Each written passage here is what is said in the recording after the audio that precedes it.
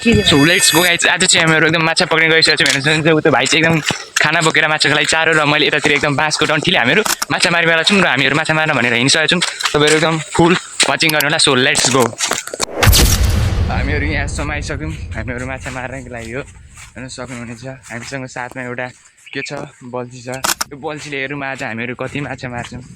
जस्तो हामी माछा मार्नको जोसमा गइसकेको छौँ।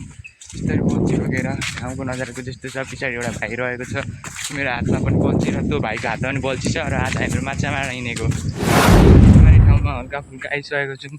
ठ्याक्कै यो चाहिँ माछा मार्ने होइन, यो चाहिँ हाम्रो सुकेनास लागेको माछा मार्ने भनेको ठ्याक्क उता नजिक हो। त्यहाँ नजिक हामी जाने बाइक छ। तपाईँहरू एउटा सानो एउटा सिन देखाउँछ हामीहरू माछा मार्ने जस्तो हेर्न सक्नुहुन्छ। पछाडि एउटा बल्छीले रेडी छ। हामीहरू यहाँ ठ्याक्कै यो चाहिँ खोला जस्तो छ, हेर्न सक्नुहुन्छ।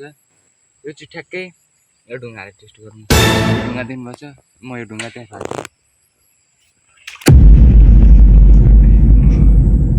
यो चाहिँ धेरै गइरहेको छैन। हामीहरूले माछा मार्ने ठाउँ चाहिँ अर्कै हो, यो होइन हामीहरूले माछा मार्ने ठाउँ। यो मात्र एउटा सानो सुकेनास लागेको खोला र हामी जानुपर्ने बाटो भनेको यताबाट जानुपर्ने हो, उतातिर हामीहरू। त्यहाँबाट चाहिँ खेतै खेत छ, हामी त्यता जानुपर्ने हो। हेर्न सक्नुहुन्छ नजाराको चाहिँ यस्तो रहेको छ।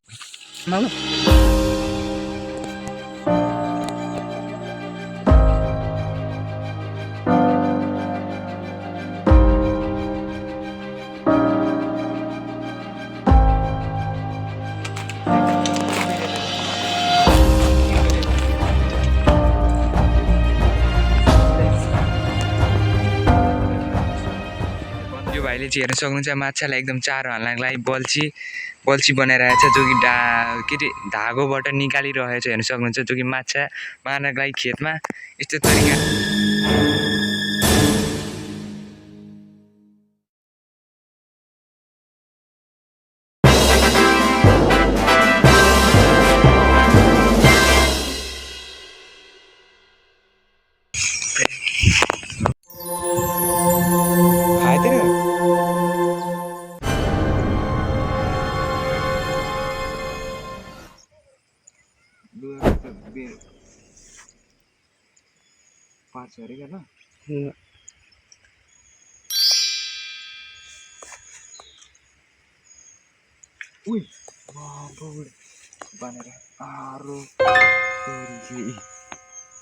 सक्नुहुन्छ माछा हामीहरू धेरै भइसकेको छ।